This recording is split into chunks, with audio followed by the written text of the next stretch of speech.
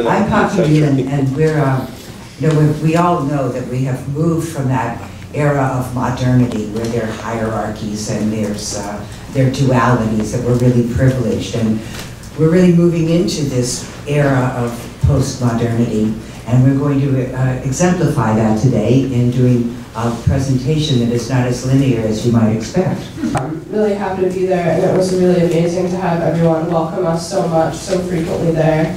And we often express our apologies for what our government has been doing there for so many years. We started using drones there in 2004 under the Bush administration, but there were only a couple strikes over the years of his administration, and then when Obama took office, there were a lot more strikes, like a huge expansion of strikes.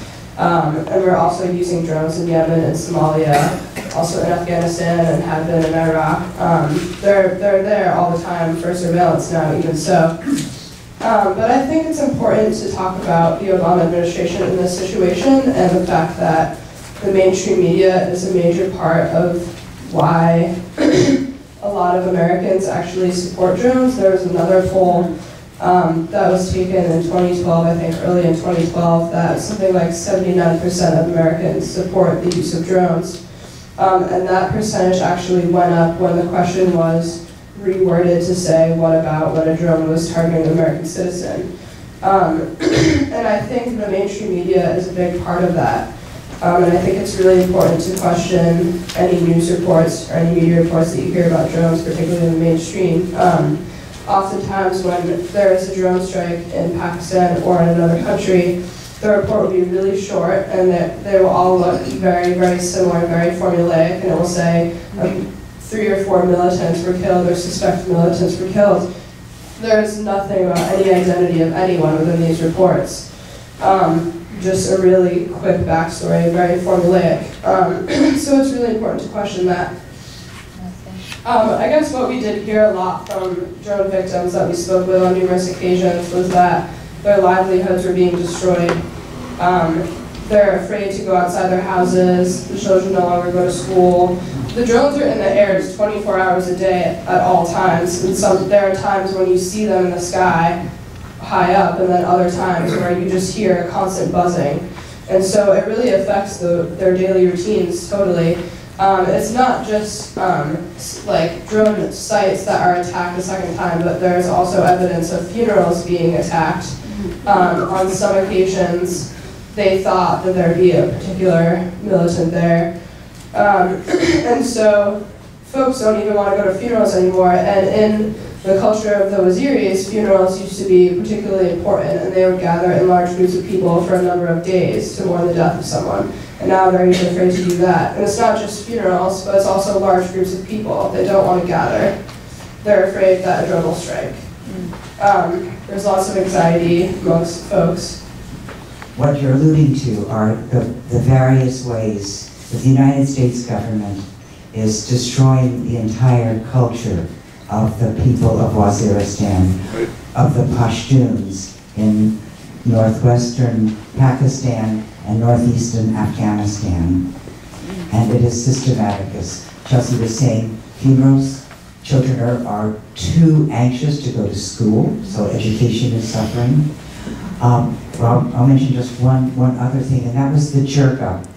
The jirga is the traditional way of governing the peoples in the tribal areas.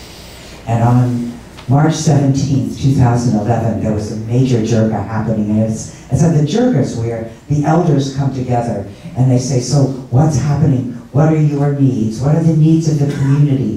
What are the housing needs? What are we eating enough? Is there enough food? What are the daily functionings of our culture, of our society, of our community?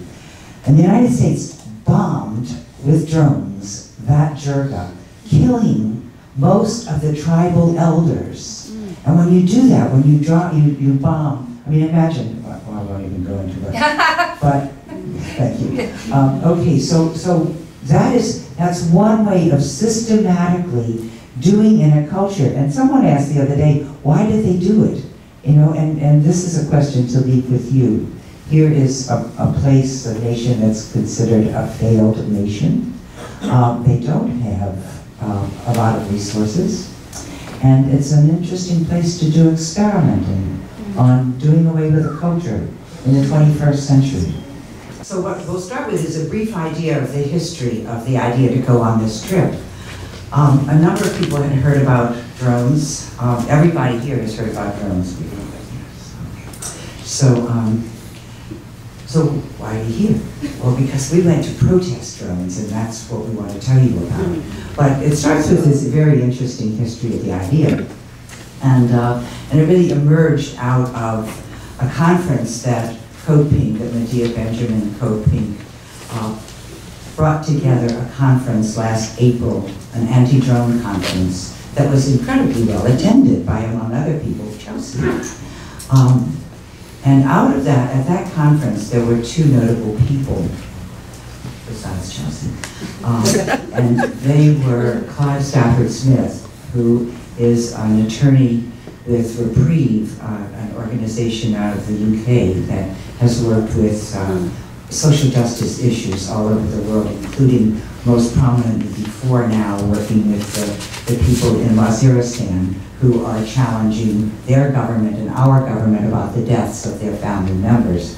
Most notably, Clive Stafford Smith was involved and is still involved with prisoners in Guantanamo. He's one of the attorneys who goes down to Guantanamo and meets with prisoners and encourages them and works on the legal aspects of their detention and working like crazy to get them released. So Clive was there, and a man named Shahzad Akbar, who heads up an organization in Islamabad in Pakistan, the Foundation for Fundamental Rights, FFR. And so they were there, and they were talking about what's been happening in that northwest corner of Pakistan, in the FATA, the federally administrated tribal areas. So there they were at this conference, and everybody was concerned, and everybody talked about all kinds of dimensions of the U.S. government's dropping bombs on northern Waziristan and southern Waziristan in our names. And so Shahzad, I think it was, who said to Medea, well, why don't you come to Afghanistan, to Pakistan, why don't you come to Waziristan and see for yourself what's happening? And so never one to say no, at least in my awareness. She said, of course, and decided that she wouldn't go alone, but would organize a delegation, to which the three of us responded positively when we were invited to join that delegation. So on October 30th or 31st, September 30th, we left to go to Pakistan.